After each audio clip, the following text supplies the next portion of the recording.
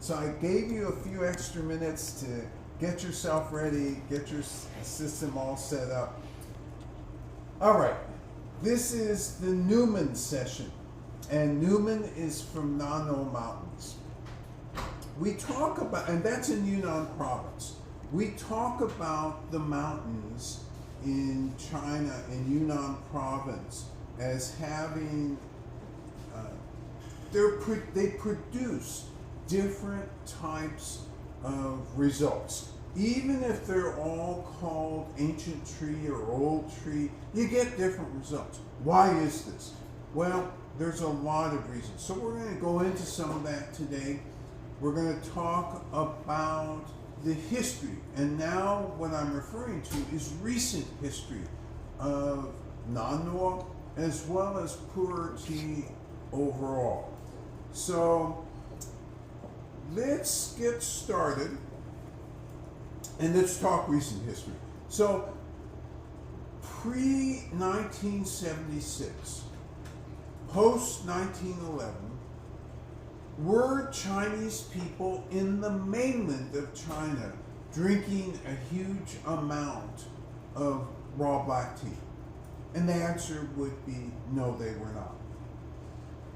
And was it, most of it was going over the old Tea Horse Road, going up to Tibet, going to Southeast Asia, going through Russia, lots of different routes for the tea. But all of that got disturbed during the early 20th century because of wars, because of dislocations, worldwide dislocations. Come 1949, China starts to get consolidated. Economy is trying to get off the ground. You go through the first 15 years and China is gradually becoming a little bit more wealthy, but it's still hard. And then you have a Cultural Revolution, 1966 through 76. Two things happened during that time. The first was it thought to be good from a political point of view to be drinking tea? And no, the answer is it was right on the edge of being capitalist. And so people really tried to stay away. The better the tea, the more likely they'd be called out. And so that's one issue. So think about this a moment. You come to 1976, the end of the Cultural Revolution, and what does the tea market look like? Oh my God. It looks like mills on the dollar. That's a very small amount of money. Mills on the dollar. In other words, tea as a crop was not earning very much money for the peasants. And certainly they weren't getting wealthy. So 76 happens, you go through that period, you have change of policies, and along roll in some new policies about, hey, you know what, let's not think about collective growth, let's really focus on making money for the farmers, making money for everybody in China. So you go through this transition period, and that's what you have. And so the result is raw black and fully fermented black just didn't cost that much, relatively speaking, especially compared to today. And farmers weren't leading the rich life. They weren't leading that really good life that they are starting to lead right now. And actually, they've been leading for a little bit. So what caused changes? First off, the population in China became more wealthy. That is the urban population. And let's back up. Let's get you situated politically in 1976. What percentage of the Chinese population worked in cities? What percentage worked in farms? Well, At that time, it was about 90% in the countryside, 10% in the cities. Speed ahead 10 years, and you are beginning to see great big changes as cities start to grow, countryside becomes more developed. What was really little podunk townships start to get population, they start to get development. China starts to enrich. And therefore, as they enrich, they start to have money to spend on luxuries. So, and that really picks up during the latter part of the 80s. And by the 90s, you're starting to see tourism in China. Chinese born and raised or living in China are starting to do much more tourism. What else stimulated that? Taiwanese started to travel extensively in China, and as they went to Yunnan, they saw this resource, these old ancient trees, and they started to have a sense that, wow, this is really valuable stuff, and we should be able to use this to make the farmers' lives better. We should be able to produce a better product. And so the Taiwanese started to invest in some of the areas. They started, and that started to make a big difference, a huge difference. So that's the first wave. And by the way, the Taiwanese market started to become a big market for raw black, as well as fully fermented black. So you had that going on. And so by the early 90s, life was getting better. Step one, stage one.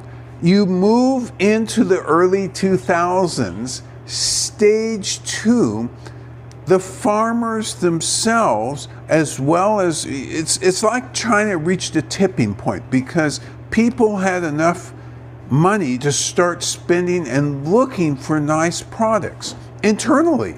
And nice products internally, one of those nice products was great raw black, great fully fermented. And this is the same story about almost all the teas. The Wui teas, which were largely neglected to some degree up until the early 90s, part of this again was this sense of the economics were not enough to drive development, to drive price. Early 2000s, this changes in a big way because now there's information being published. Hey, look at all these mountains in Yunnan. Taste is different, and the benefits, the alleged health benefits, all different. So it's a whole different sort of atmosphere by the early 2000s. And that only picked up in terms of speed and in terms of interest. And interest in raw black, by 2008, people are starting to move a little bit away from the fully fermented and looking more at that raw black. And as they do that, they start to look at history. So they look at these mountains and they start to say, hey, what's the difference between these mountains? Well, it's obviously, nothing's obvious. It's because the forests are constituted differently. It's the actual pH of the soil that's different.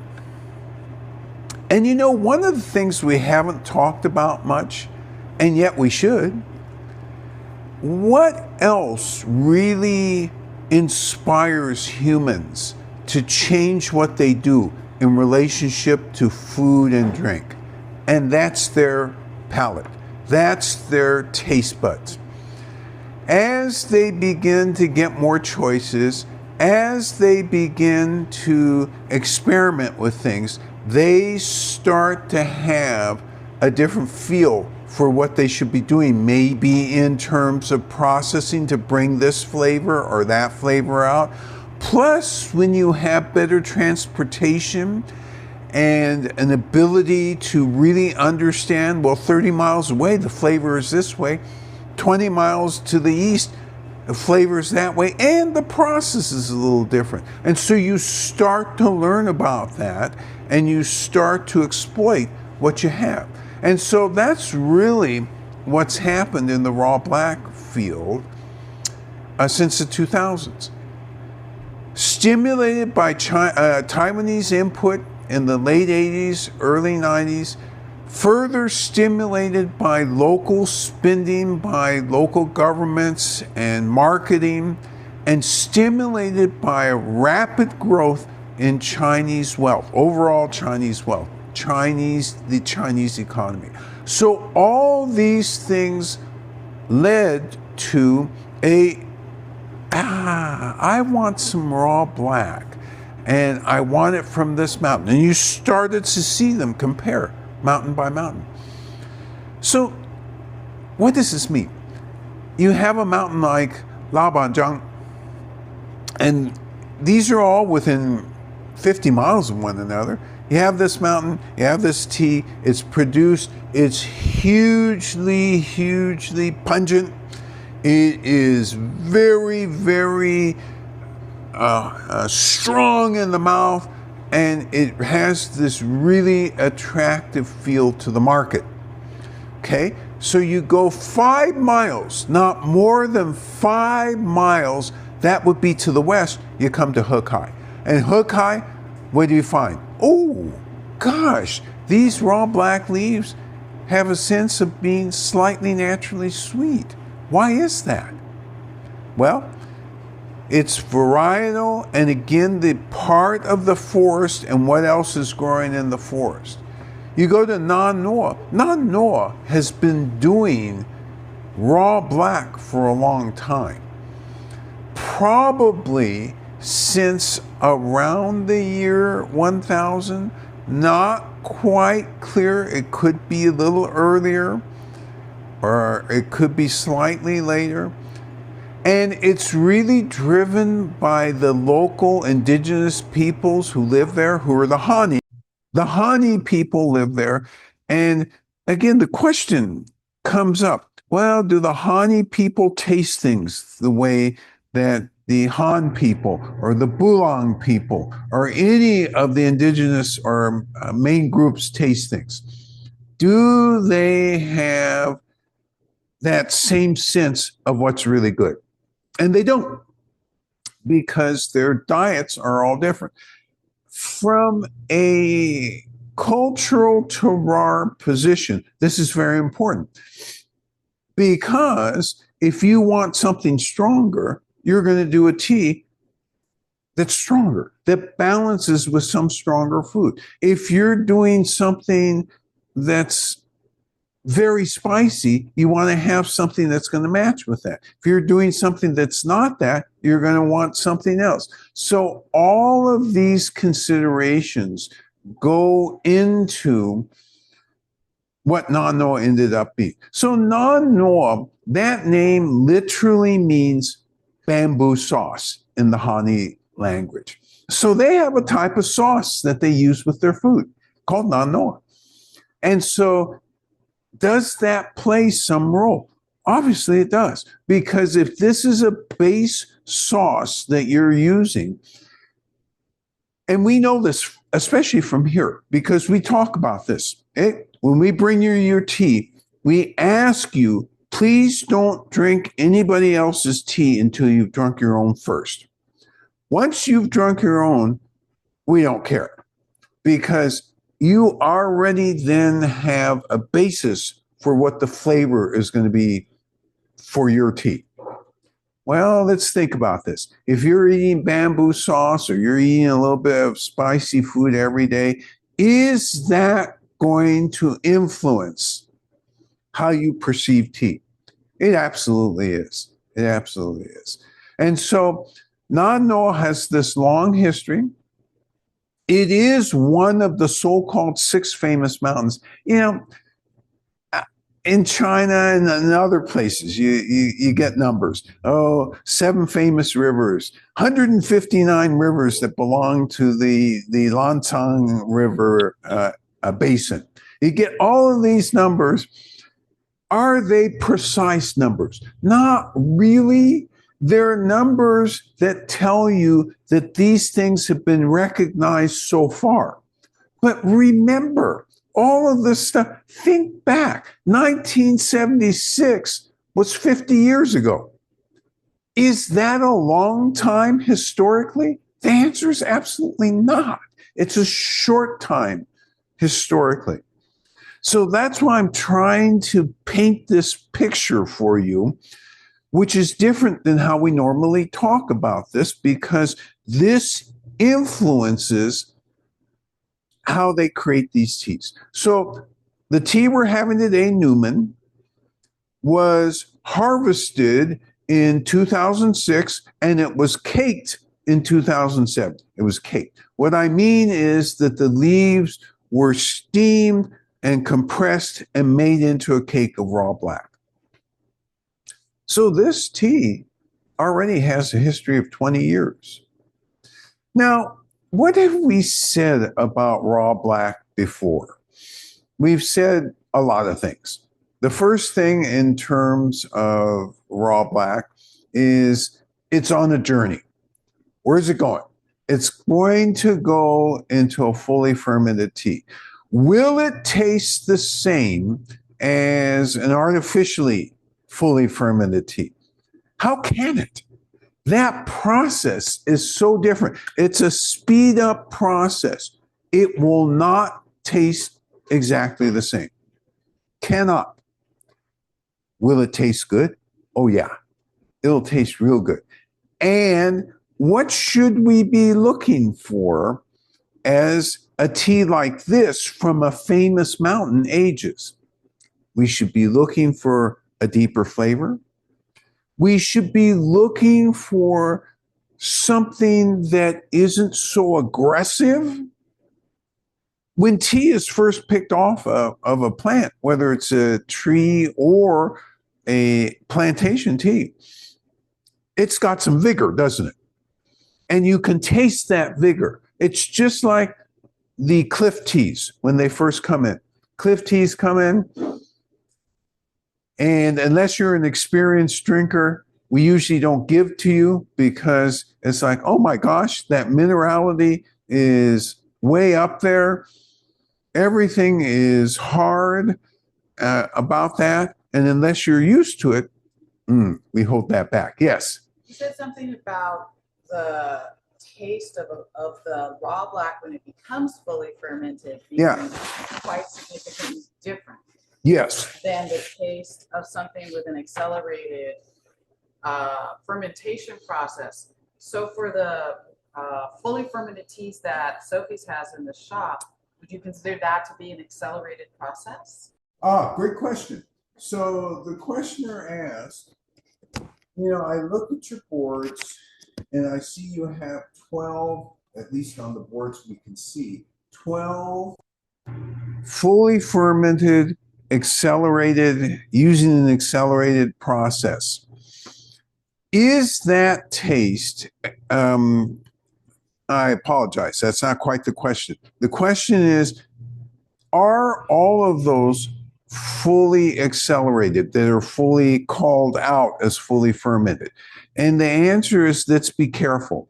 If they're from Yunnan and they are a so-called purer, all the ones that we sell as fully fermented have gone through the composting process, every single one. So this question ends up being even more complicated. Why? Because, okay, so they've all gone through that, so they all taste the same. And for those of you who have been in here, which is all of you, you know they don't taste the same. So what's the difference again? Well, again, starting material is one of the differences, and where it was composted. Because remember, I said a 45 to 60 day process. If you do 45 days only, is that going to be the same? Let's posit you're using the same leaves, the same source material. If you do 45 and then you do a batch of 60, are they going to taste the same? And the answer is they will not. So timing makes a difference here. And will these ever, either the 45 or the 60, will they ever taste the same as a naturally fully fermented raw black? And the answer is no, they will never exactly taste the same, because what do you have going on? Let's talk science here for a minute. And if I can, in a minute, I'll find a big word to describe all of this stuff. But let's start with small words first. What is the difference? What's the main difference between these two processes? And if you tell me speed, I'll be unhappy. Yes, I know speed is the main difference. What I'm really asking is, what's going on at a scientific level? So for the fully fermented, you're trying to get that fermentation process that used to take 30 to 50 years. And I'm talking strictly about the microbial process, and you're trying to get that completed in 45 to 60 days. Okay, pretty simple, right? Let's think about the raw black for a minute. What are you trying to do with that? You're trying to do two things, aren't you? You have a microbial process. Remember, I said the tortoise and the hare. So that hare starts off real fast. That's the microbial process. Yeast, fungi, microbes, all those things, working on those leaves, those first 5 to 7 years, going at speed. Oh, this tastes good, producing the byproducts, maturing the tea. What else is working at an incredibly slow pace, which isn't working at all? It's like it's at zero in the fully fermented. It's oxidation. Now, the scientists among you are going to say, wait a minute, how can it be at zero? I'm sure it's going at some speed. So you would be right, but it's less than 1%. In other words, it's a very low speed. Whereas with the raw black, after year 7, hey, time for us to get busy. And it starts to move into process. And at the same time, you continue to have the microbes work on the leaves. All of a sudden, oxidation starts to take off. And it's not a rocket ship takeoff, but it's going faster, and it's going faster than the microbial process, which is slowing down. So, does either process come to a complete stop before it's considered, that is the raw black, before it's considered fully fermented? And the answer to that is no. Both processes incrementally move forward. So think of the science of this and just think of the logic of what I'm saying. Even if you don't know the science, let's pretend we don't know the science. The logic of this tells you you have to have a different result. And indeed, you do get a different result. At the end, if you measured, and here's what makes it the same. If you measured the fully fermented that was done in 45 to 60 days, you'd measure microbial activity. Is there any? Slim to none. How about oxidation? Is there any oxidation activity? A very, very tiny bit. And if they've done it 60 or more days, is it significant at all? And the answer is no. Now, in the old days, talking about from 1973 to about 1983, The tea masters who did that composting process really did something interesting. They did mostly the 45-day processing. Why? Because what they were trying to do is leave a percentage of No, the I think tea. that, but I will, Hold on a second. Okay, great. A percentage of the tea still not fully processed. And so they allowed for oxidation to occur. So it's really interesting. They stopped that after about 1983, 1984, and except at the farms. Now, some farms went ahead and did that, but the big plants didn't do that. Why? Because this is an economic thing. As you become an industrial food power, you start to do things in a very measured way. You try not to do a lot of repetition. You try and do it in the most value added economic way. And the most economic way is to go to a point, call it finished, get it on the market, and don't worry about aging. This is not like wine. And that's the interesting thing, because it used to be like wine. The 73 through 83 process made it like wine because you put it away and each year you took it out and it had a different flavor. The raw black resembles wine because you put it away and you get a different flavor. Year by year by year, you get a different flavor. Non-noir in particular is very famous because the inherent flavor of the leaves is so big. It's so good. And the result is, as you age a non-noir, you get interesting results. And remember, we're aging raw black here in two different ways, aren't we?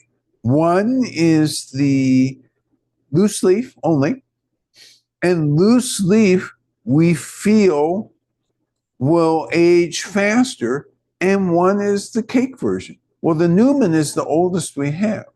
So the crew out front is signaling that they're very thirsty, which means that you're even thirstier. So it is my great pleasure to bring forth to you the tea master who will demonstrate how to brew this beautiful tea and get us to the point where we can talk about what's special about this tea. So without further ado, let me bring forth Biju, the tea master. Good morning. 早上好。Yeah. 生土 So 生土 from the nano of the in Vienna of the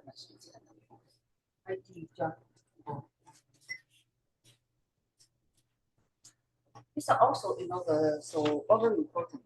We do, we use the low temperature, 170, not 175. Okay. So.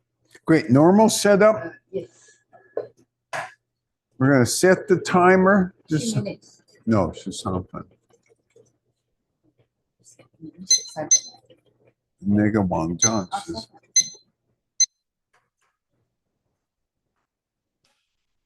As usual, heat up the cups.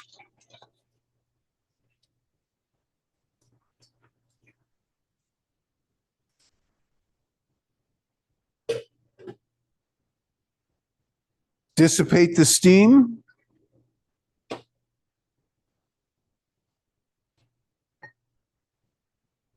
And look at the rhythm.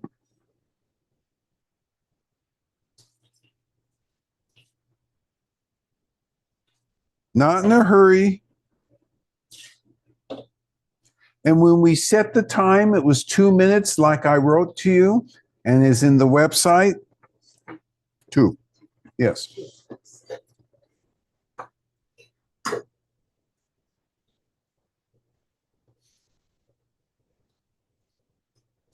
So you can already tell, by the way, since this is steeped at a lower temperature and for lesser time, that there probably must be a richness associated with this.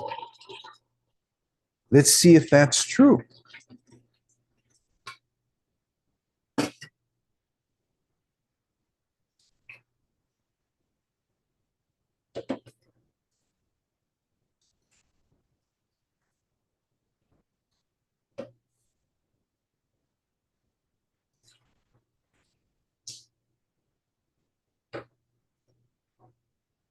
Just in rhythm here.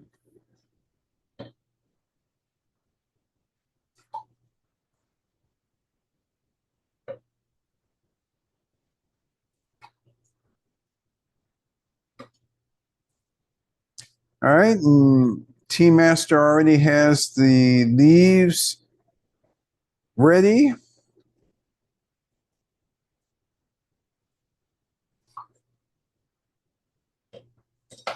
Remembering that this is caked, so you didn't see her break it up, but that's what she did.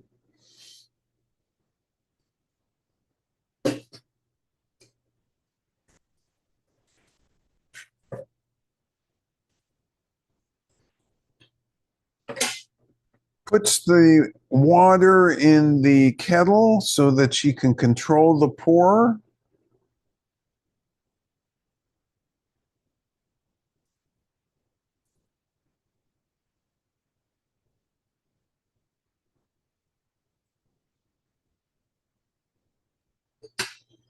And we start the timer.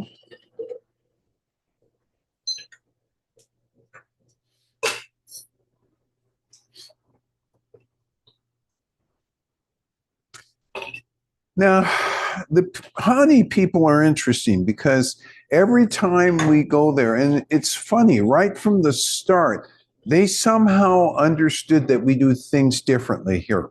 And so when we come there, they almost automatically turn over the brewing of the tea to us because they know we have this system and they know that this is what we use in the West. So this is the only place that we go where they don't even demonstrate unless we're by ourselves. So if we're by ourselves, then we sit with them and we see their demonstration of how they brew it. But normally, if we have people with us, oh, you guys are brewing specially, you go ahead and do it. And, that's that. So this is a 2-minute steep. The processing of this is no different. And I say that in a certain way, which is obviously there are some differences, but they're subtle differences in terms of compared to other villages. This is all processed in the village, but they have a high skill set in terms of producing a result. And these cakes are very much sought after. So we had an individual who was familiar with Nanoa walk in here unannounced about 1.5 years ago. And that person, after looking around and so forth, from China, and said, do you have any aged teas? And we said, yeah, we do. And I thought he was going after whites, but he was actually most excited about the Nano. We'll finish that story later. Timing is finished. Timer's gone off.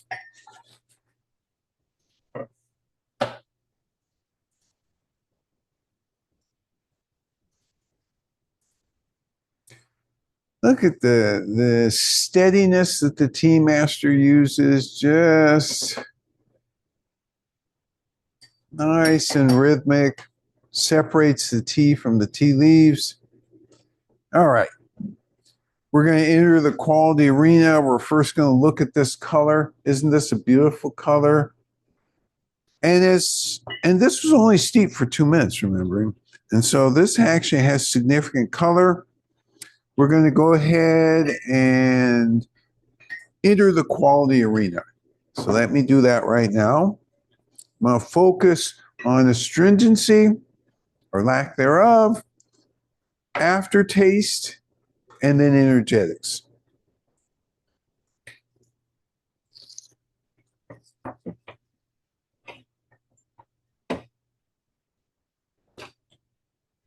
Remember, get your notes out from the previous weeks because this is different than what you've had previously. I'm going to further enter and focus on aroma and taste.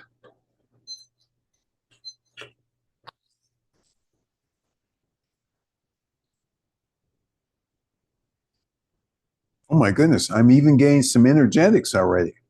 All right, it's your turn to brew.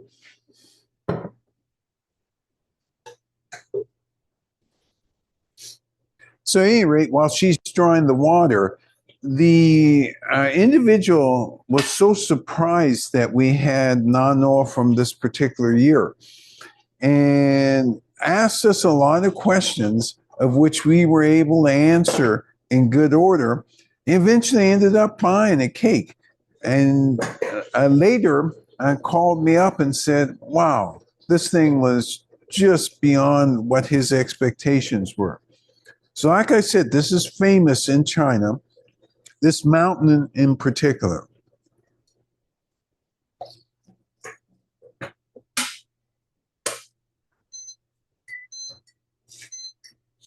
All right, so we're going to set the timer. Remembering this is a 2-minute steeping.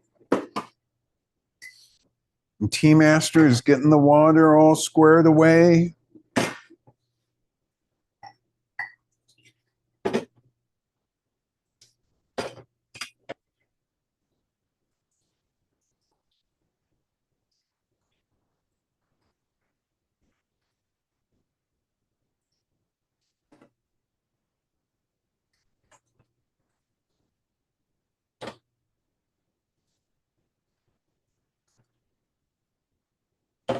Just a nice rhythm.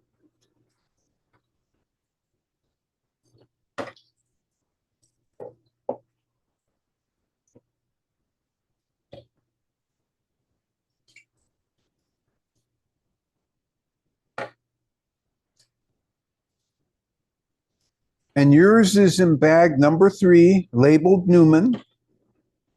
What it is 7 grams. Remember, as you handle it, try not to have your hands on it. So that influences. Put it in the heated cup.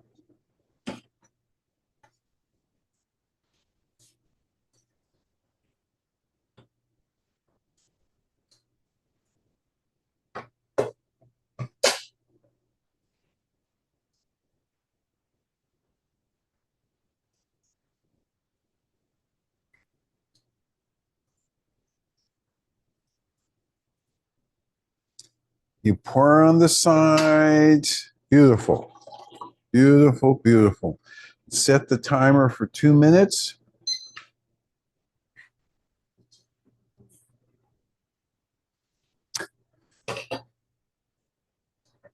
Good. All right.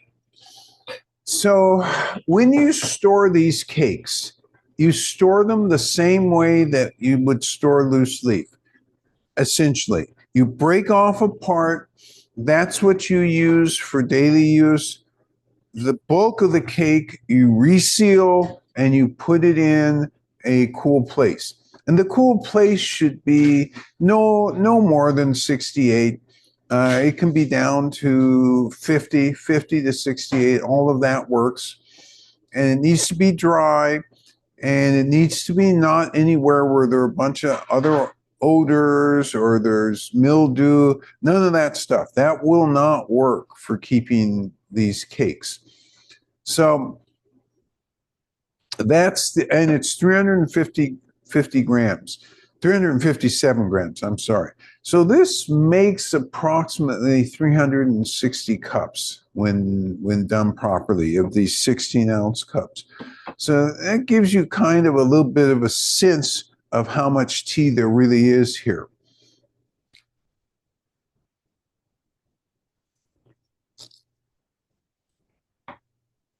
Okay, your timer is still 30 seconds away.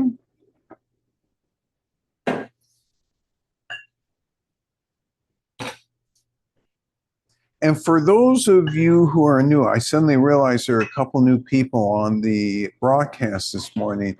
Part of the reason I'm talking about this tea rhythm is to make sure everybody's present. Because when you drink tea, being present, that's very different from drinking tea casually as you're working or in conversation. All right, timer's gone off.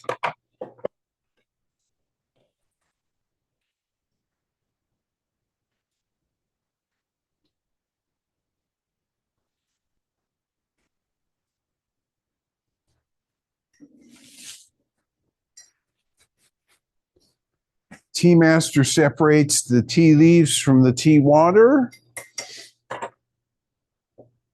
And it's your turn to enter the quality arena. And as you do that, remember it's 170 degrees sip. So you can take a little bit more to coat your tongue. You have your notes out from the previous couple weeks, so you know what you've had. And remember, in the last two teas from Isla, we had Cascade and Primordial Forest. And this one is from Nan No. Nan No is much closer to the border of Burma. It's about 25 to 30 miles from the border of Burma. So usually when you go there, except if we take you, you fly into Xishuangbanna, and then take a car up to the village. And it's a bit of a ride, and it's not exactly easy to find the village. But once you get there, then you're good to go.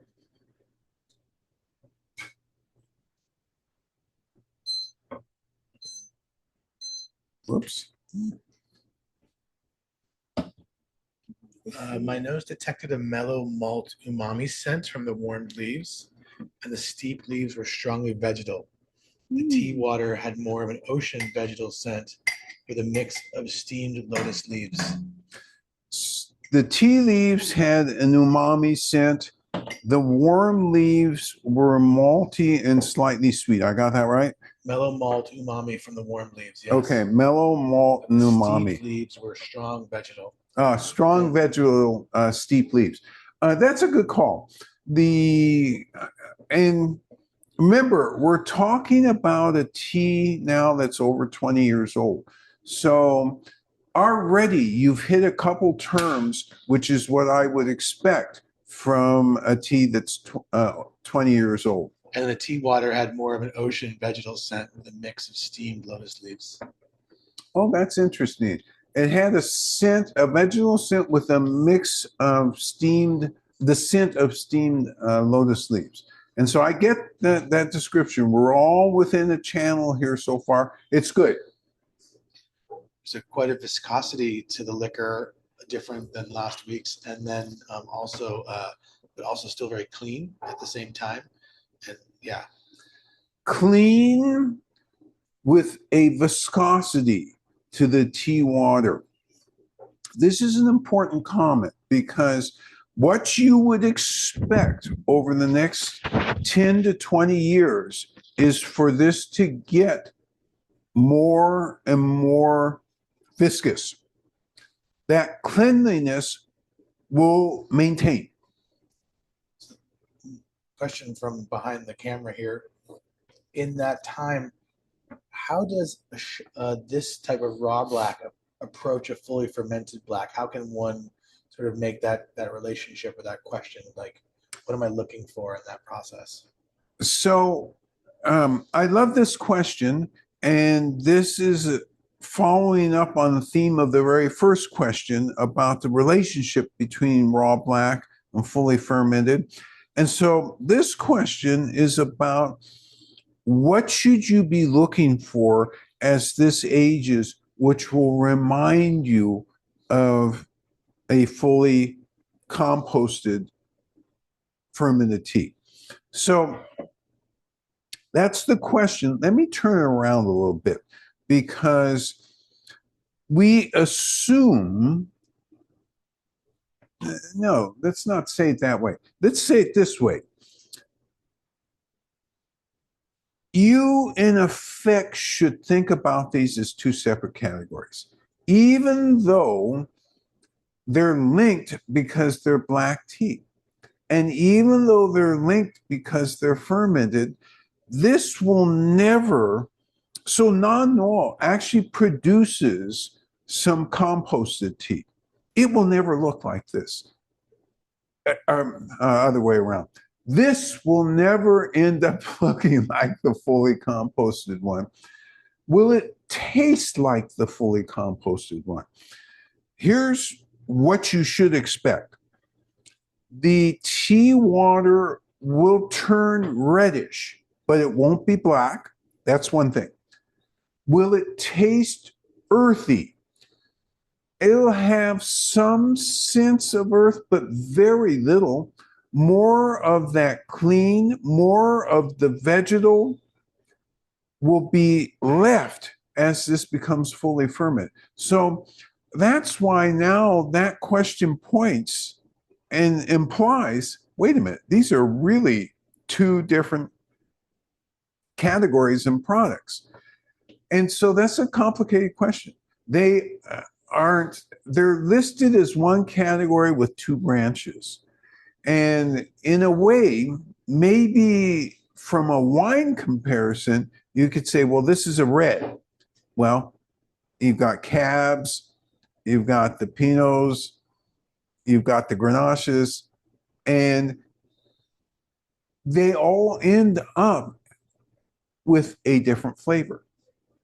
These end up with a different flavor than the ones that are artificially composted. There's an agreement with the clean feeling of the tea water, but also a kind of astringency that's almost like the effect of mint candy on the tongue, almost a cooling rather than a drying. Oh, I like this a lot. There's a comment about astringency, which is almost a cooling rather than a drying on the tongue. I do like that, because if you had asked me, well, do I feel the level of astringency is, the level is low. The level is low. However, I do feel that mintiness, that sense of drying on the tongue. That is more prominent to me with that sense of cooling. Good catch on that, by the way. That's a real good catch. I think you may have already touched on this, but in 20 more years, what kind of flavors and experiences can we look for in a tea like this? So that's the great thing. And actually, and so the question is, okay, look, you're talking to me about a 20-year-old. You know what? I'm gonna buy one of these, put it away for another 20 years. What's going to happen when I open it up? What would be my expectation? So here's what the situation is. Several parts of that question need a follow-up and need an understanding of the existing conditions. Are you storing it correctly? So if it's stored like it's stored here, there's going to be one result, because we're 68 all the time, except when we aren't. But most of the time, 98+%, we're 68 degrees here. Or lower, 68 or lower. So ours is aging steadily. And as I mentioned before, what I'd expect is the color to all of a sudden become deeper. So if you were to ask me as a follow-up, okay, all of a sudden, that sounds like maybe in year 23, it goes from this color to red. Is that what you're saying? And I would say, no. What I would say instead is by year 25, it'll start to have an obvious red color.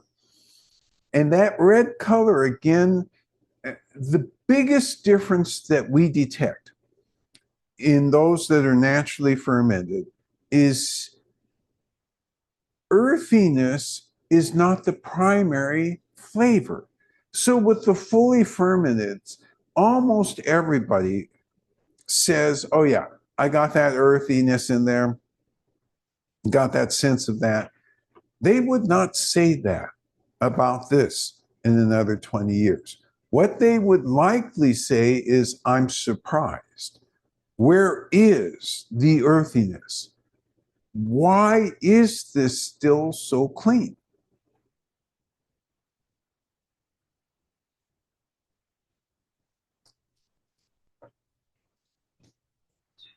Okay. This was a great session. And we love this tea. This tea is just out of this world. A couple of things that weren't mentioned, and I want to go over those quickly because this is important about this tea. The energetics on this are warming. So this is counterintuitive, isn't it? Because theoretically, this is closer to green tea, isn't it? But wait a minute, it's been aging for 20 years.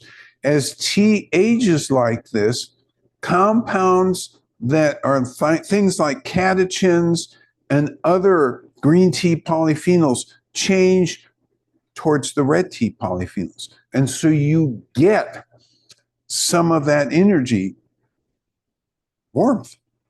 The other thing that was mentioned slightly, but that I would call out as very important, is the mellowness of this. There is not one drop of dissonance in this tea. There's nothing in this that makes you feel, oh my gosh, it's good, but it's got this sharp thing running through it. No, it doesn't. It is mellow all the way through. All right. This trip into the raw blacks, the last 3 weeks, Cascade, Primordial Forest, and Numen, has been a good trip. And we've enjoyed sharing this with you. It's time for us to take another route. And I'm thinking about this up here. Maybe we should go the red route. So next week, I think we're going to start out with a secret tea. It's not secret to China, but it's secret, and it's not even secret to all of you because most of you have had this, but it's not on the board. It's called Herald. We'll start out with Herald. We'll move to autumn colors in the second week of this 3-week. And then at the end, let's see, Herald, autumn colors, and let's fall into relaxation. Your responsibilities this week, be healthy. We'll see you next week. Take care now. Bye-bye.